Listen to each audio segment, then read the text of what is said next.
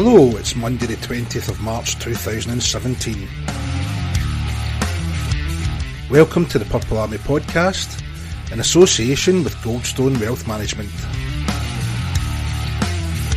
This is episode number 87. I am Ross McGregor, and in this week's show we'll look at the playoff picture, discuss the hot topics around the league, and have another mugshot competition.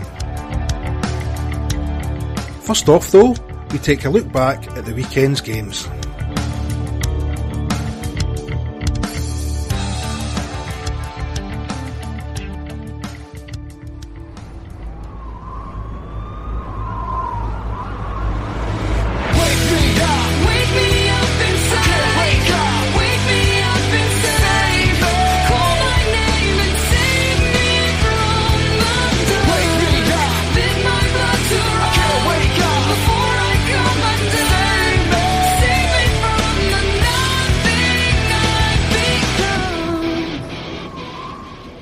Joined for this part of the programme by Raymond Monaghan. How are you, Raymond? I'm good, thanks, Ross. And Jennifer Shaw. How are you, Jennifer? Very well, thanks, Ross. Still hobbling about? No boots, just limping now, so getting there. Oh well, if we hobble to a limp, we'll take that. And Stephen McClellan, how are you, Stephen? I'm good, thanks, Ross. So good, nice to hear it. Everybody's sounding cheery as if they're really glad to be here tonight. We'll start off with Clan 1, Flyers 3. Chase Shaber opened the scoring for Fife in the first period with a power play goal. Stefan De La Rovere got one back for the Clan in the second.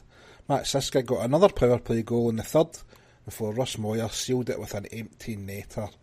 I think I'm highlighting the power play goal part of it because Ryan seemed to highlight the power play goal part of it on his interview. Pavel Hallis, the referee, I didn't go to the game. It's the first Fife away game I've missed. Had a quick look at the highlights. They don't really show you the penalties as such. I think on the night, the penalties we had 19 penalties in minutes. Fife had 11. There's nothing really majorly different in that. Is it possible, do you think, Raymond, that referees can subconsciously dislike a team and maybe be a wee bit unfair? I don't think so. I think it's probably more likely the other way around. It's the team can overplay or underplay the referee, and Ryan, of course, obviously kind of cited that. They adjusted their style accordingly, but it doesn't matter if you only concede 2 penalties and you lose 2 goals, and you concede 10 in another game and you don't lose any goals. It's at the end of the day, when the penalties happen, it's all about either scoring the goal if you're on the power play or stopping it if you're on the kill. And I think it set the tone for the weekend for our special teams, which to spoil it, it wasn't very good. So it wasn't the best. Yeah. No, so it was. I think it kind of summed it up and set the tone for the weekend for the special teams. It was one of the weekends that were just completely off the boil and not a lot really worked for them. So I don't think Pavel Hallis, surprisingly I have to say, didn't really have much of a say in the game. I thought, well, from what little I did see, he seemed to call it reasonably well, so I don't think we can have any complaints. No, not really. Although I'm saying there's a balance in terms of minutes. In terms of actually power play chances, we had 1 and Fife had 5. But again, I'm not pointing to that and saying anything. I'm just discussing some of the topics that people will be talking about. Hallis seems to have given himself a bit of a name with the fans here, and it's difficult to recover for that. Sometimes, Jennifer, it's like kicks when you get him down in Cardiff. It's just a kind of thing goes with that, isn't there? Yeah, you don't want to say anything bad about the refs because without them, we wouldn't have any sport. But I think everybody's kind of in agreement that when we do see that it's Hallis, it's after our game, we can start putting wagers on how many penalty minutes it will get. So it's only going to come more frequent. Obviously, he's based in Scotland, and there's so many Scottish games going on that it's just frustrating. Yeah. Frustrating. So, Stephen, we had to let the wee team win at some point this season, didn't Yeah, I mean, I spoke about it last week. This game it meant nothing really in the grand scheme of things. We knew Fife would be coming out because they wouldn't want to be getting a regular season clean sweep. So they'd come out all guns blazing, try to right that wrong, and fair play to them, they did. From by all accounts, they played well, and we weren't really up to the task, so they fully deserved the win. Yeah, we moved on from Saturday night to another clan favourite, a referee on Sunday night. Maybe it's us that's the problem, because the referees are our favourites. It was meant to be our favourite Mike Hicks, but it turned out to be our other favourite Tom Perring. But the clan won that game last night 5-4 in overtime. Matt Marquardt opened the score. See, when I see that Matt Marquardt name, I think of that wee Lord Farquaad out of Shrek. As if he's wandering about threatening gingerbread men or something like that. Do you know what I mean? I shouldn't say that stuff. It's just the name, isn't it, Jennifer? Did you get that as well? I totally get that too. Yeah, my dad's middle name's Farquharson, so make lots of fun out of that. So Farquhar, no, I think the same. Anyway, he opened the scoring for the Blaze after just 1 minute and 39. Goals from Alec Levitt and Jay Rosehill. Nice to see him getting a goal, put the clan ahead. But Barry Almeida, I think of that Almeida, I think the guy out of 24. What's that guy? Tony Almeida was in 24, wasn't he? The character. That's so the one, TV references of the year. Barry Almeida tied it at 2-2 at the end of the first period. Ross Venus got the only goal of the second to put the Blaze ahead. He added another one in the third to give the Blaze a 2-goal cushion. I kind of thought watching the webcast at that point it was kind of gone for us. I don't think we had much of a spark, although the game was quite tasty. Alec Levitt, however, scored 10 seconds later after the Blaze's fourth goal. And then Scott Pitt got an equaliser with just 2 minutes 29 left in the clock to take it to overtime. Matt Becca was the clan hero once again, scoring the overtime winner. You've got to give the guys their due. When we went to 4-2 down after the game with Fife, I'm sitting here thinking, this is the worst thing that could probably happen. If we'd lost last night, we'd have been on a 1 out of 6 run, and that was what we talked about, 2-3 weeks ago in terms of leading up to the playoffs. It just wasn't conducive to where we wanted to be. But you've got to give the guys their due. It's exactly the best thing they could have done in the manner they came back, and it was clinical. I mean, Scott Pitt, his pass for Levitt's first was absolutely unbelievable. His swipe for the fourth and equaliser was a goal scorer's instinct, really.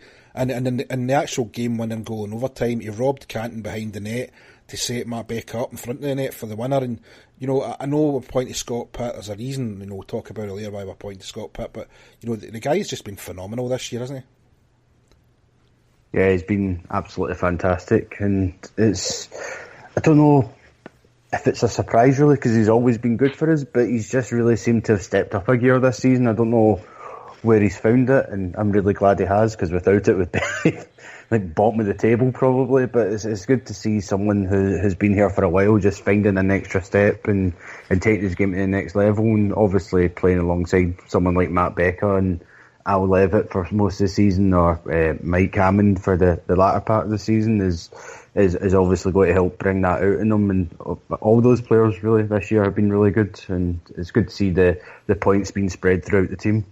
Yeah, I think in his first season, and you can correct me wrong, back in 14-15, he's on a really great hot scoring streak, and then I think he went through a really quiet spell towards the business end of the season, if I remember rightly. Does anybody else kind of have that recollection? He was scoring goals for fun, and then the last, 10, 15 games, in fact, I look it up while we're talking, he just went through a patch where he scored next to no goals.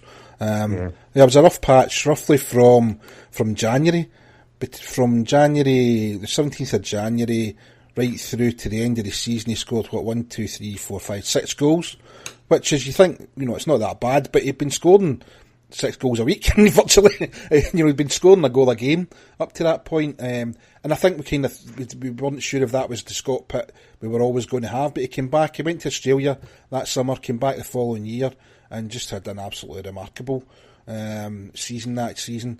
And he's followed it up this season, Raymond. The noises coming for the Q&A, some of the people that were at that were saying that he's making the noises he wants to come back. It's somebody I think we should really be trying our damnedest to get back. we started this, we'll mention it now, the Player of the Year thing that Callum's put this lovely trophy up for. We started it off in the forum to get the top 3 or 4. It ended up, we've had Scott Pitt, we've had Alec Levitt, and Matt Becker, the 3 that have come through. It's on Twitter. There's over, I think we're almost at 600 votes, and Scott Pitt is leading that hands down. Deservedly so in your book? Yeah, absolutely. And I have to say that I think that trophy's some better than some actual EIHL competition trophies. That's what we said when we first saw it as well, yeah. That thing is absolutely immense. Did he get to keep that? I think so, aye. Well, that's good luck taking that home through customs. But yeah, Scott Pitt, I mean, not only is his form really, really impressed, I think, everybody this season, but the fact that he's kept it up week in, week out, game in, game out. I mean, I think 1 or 2 games he's been slightly off the boil, and I think that's been probably he's been nursing a couple of wee bumps and bruises. He's just been absolutely fantastic, and one of the key components of our offence this year. And well, as Stephen was alluding to, I don't think if it wasn't for them catching fire, then I don't think we'd be much anywhere this season. So they've kind of saw us through the rough patch until the other guys got themselves going and started adding the points and goals. So yeah, he's absolutely fantastic season for him, and well, I think it's pretty much a given now that he's won that. So yeah, it's very well deserved. But I'm sure he'll want to add to that a couple of team accolades, such as a playoff championship. That's what he'll be aiming for now that we're going into the playoffs. Well, yeah, we're going to come on to talking about the playoff permutations and possibilities in a wee while. Another thing I'd liked about winning last night, we have only had 1 losing season to Coventry, and can anybody guess what season that might be? 3. That was a win, Stephen. You're first in there, right in your last shot. Season 3 is the only season we've had a losing record to Coventry, and it was 2 wins, 3 losses, and 1 draw being a Challenge Cup game. We're 3-3 in the first season, 4-2. We had season 3, I just said, 3-1, 4-2, 3-1. This season, it's not a losing season, it's not a winning season, it's split at 50-50, 2 games each, but it's just nice not to have that, and that was one of the reasons I wanted to really get Coventry. I also I like Manchester, so I wanted to try and do them a favour as well. But I think more importantly for us, Jennifer, it's getting that wee bit more momentum, taking a loss, and then we've got Edinburgh for 2 games. Taking that loss in those 2 games wouldn't have been, what we really wanted to carry into the playoff. So, getting the win as well is important, isn't it? Without a doubt, it's like getting the confidence back up, having had quite a few games on the bounce where we kind of have lost. So we definitely needed to get the win, and for it to be an overtime win as well, which has been severely lacking. I think that's only the second post-regulation win that we've actually had all season. So it was really good to see them come back, and Matt Becca again with the overtime winner. It was just such a lovely piece of play. I hate watching 3 into the overtime, but it's so exciting. So it's exciting, but it's edge of the seat stuff as well, isn't it? yeah. But that's you'd rather you'd rather it came to an end in overtime rather than going to penalties, because we just hate penalties, man. They're just so boring and they're crap, and it's not really indicative. But then again, you don't want to have a game that lasts 8.5 hours before you find a winner, as went on. Was it Norway last week? Oh yeah, I think I remember reading that. 8 periods of overtime. I think the thing is, that's the kind of game that you want though in the Elite League, isn't it? A close game. Whatever way you want to put it, we're closely matched to Coventry. We might have won our conference, they might be the bottom of theirs, but we're probably pretty evenly matched. And for the excitement of it, okay, if you're a Coventry fan, you've been 4-2 up and you've lost. But it could have went either way, really, in the overtime. It's exactly the kind of excitement. I watched the webcast at home, and I was enthralled with it. Exactly the type of game I want to see in the Elite League, which is why we need to. I keep going on. I've been battering on using this word for about the last 4 weeks about parity. Trying to create some sort of parity so that there's teams playing each other on a regular basis, so we do produce games like that.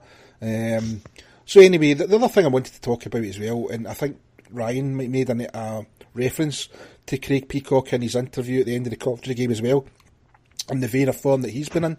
And a lot of people are saying, bring back Ben Davis. We want Ben Davis. I'm not really in that camp. I'm more than happy with what Craig Peacock is bringing to the table.